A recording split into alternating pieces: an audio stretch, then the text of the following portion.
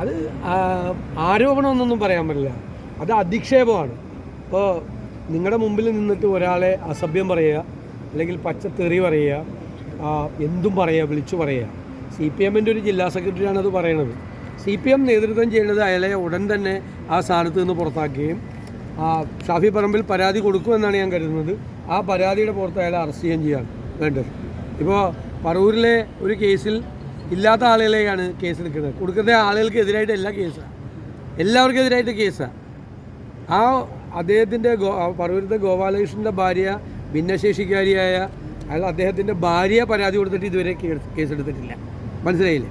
CPM-കാർക്കെതിരെ ആരെങ്കിലും എന്തെങ്കിലും പറഞ്ഞാൽ ഇല്ലാത്ത കേസ് കൂടി എടുക്കും, ഇല്ലാത്ത ആളുകൾക്ക് കൂടി, തെറ്റിയാത്ത ആളുകൾക്കെതിരെ കൂടി കേസെടുക്കും. ഇത് പരസ്യമായിട്ടൊരു ജില്ലാ സെക്രട്ടറി തിരഞ്ഞെടുക്കപ്പെട്ട ഒരു ജനപ്രതിനിധിക്കെതിരായിട്ട് അസംബന്ധമാണ് പറഞ്ഞിരിക്കുന്നത്, അസംബന്ധവും അസഭ്യമാണ് പറഞ്ഞിരിക്കുന്നത്.